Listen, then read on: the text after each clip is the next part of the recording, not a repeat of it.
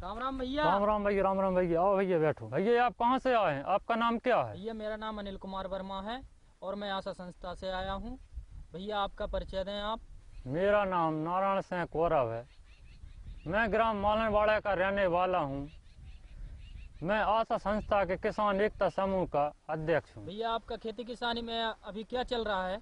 भैया हमारी खेती किसानी में चना की बोनी के लिए तैयारी चल रही है खेत में। भैया आप चना की बुवाई से पहले और कुछ करते हो?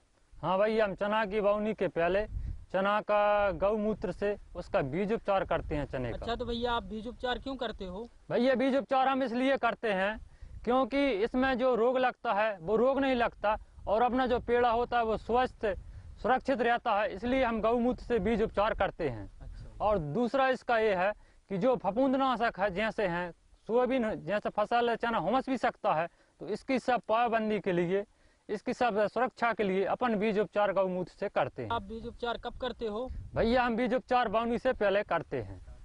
भैया आज आप गौमूत्र से बीज उपचार कर रहे हो? हाँ भैया, आज हम गौमूत्र से बीज उपचार कर रहे हैं। अच्छा, तो भैया अब आप हमको दिखाओगे कि गौमूत्र से बीज उपचार कैसे करते हैं? हाँ भैया, हम आपको गौमूत्र से बीज उपचार कर चने का हम दिखाएंगे। गौमूत्र से बीज उपचार करने में कौन कौन सी सामग्री की आवश्यकता पड़ती है? भैया अपन सबसे पहले गौमूत्र बीज उपचार करने से पहले अपन को सबसे पहले चना की जरूरत पड़ती है। इस गौमूत्र की जरूरत पड़ती है। अच्छा। इसके बाद भैया अपन को इन हाथ पोछों की जरूरत पड़ती है हाथ में पहनने के लिए।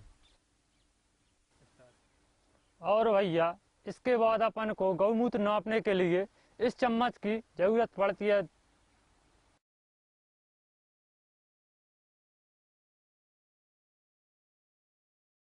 अच्छा भैया, आप सबसे पहले आप क्या करोगे? भैया सबसे पहले अपन इस बीज के लिए इस पन्नी पर कुड़ेल लेते हैं।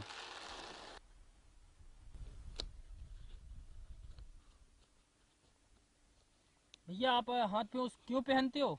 भैया अपन हाथ पोछ इसलिए पहनते हैं ताकि अपने ये हाथ थोड़े गंदे ना हो और अपने मतलब ऐसी इससे कोई विशेषता नहीं, अपने हाथ गंदे ना हो सके, इसलिए अपन हाथ पोछों के लिए पहनते हैं। अच्छा।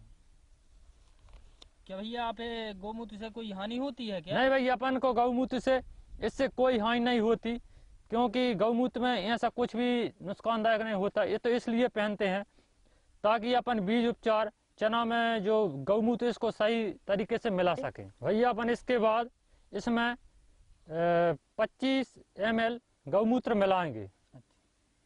भैया हम इसके बाद हमने इसमें गौमूत्र मिला दिया, अब इसको अच्छे तरीके से हम मिलाएंगे। अच्छा भैया, आपका बीज अच्छी तरीके से मिल गया है, तो इसके बाद आप क्या करोगे? भैया अपना बीज अच्छी तरीका से मिल गया, अब इसको अपन छाए में कुछ समय के लिए इसे पतरा कर देंगे ताकि अपना हवा लग जाए और थोड़ा सूख जावे, इसलिए अपन इसको थोड़ा पतरा करके और सुखाएंगे। अच्छा, हम इसे छाए में क्यों सुखाते हैं? भैया अपन इसको छाँव में इसलिए सुखाते हैं ताकि सूरज की किरण पर इसका गौमूत्र का असर कम हो जाता है, इसलिए आप छाए में सुखा सुखाते देते। हो। भैया आपका छाए में सुखाने के बाद बीज बोने के लिए तैयार हो जाएगा? छाँव में सुखाने के बाद हमारा बीज बोने के लिए तैयार हो जाएगा।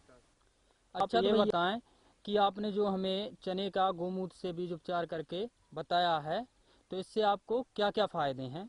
भैया अपन को इससे ऐसे फायदे हैं ताकि फफूंद जैसे रोग नहीं लगते, किसी भी प्रकार का रोग नहीं लगता, और इस गौमूत्र से जो बीज का अंकुरण निकलता है वो अच्छी मात्रा में अच्छा अंकुरण हिटता है और अच्छा अंकुरण बढ़ता है और पौधे जो उसके चने के स्वस्थ रहेंगे बीज उपचार से, गौमूत्र के अच्छे स्वस्थ रहेंगे और हमको अच्छी पैदावारी मिलेगी। अच्छा, तो भैया आप ये बताइए कि आप गौमूत्र से और कौन कौन से फायदे हैं? भैया हमें गौमूत्र घर में आसानी से मिल जाता है और जो रासायनिक दवाइयों में पैसा लगता है वो हमारा बचता है, और इसलिए हम गौमूत्र से बीज उपचार करते हैं ताकि हमको फायदा मिलता है। नारायण भैया, हमारे किसान भाइयों को आप क्या संदेश देना चाहते हो? किसान भाइयों को मेरा राम राम।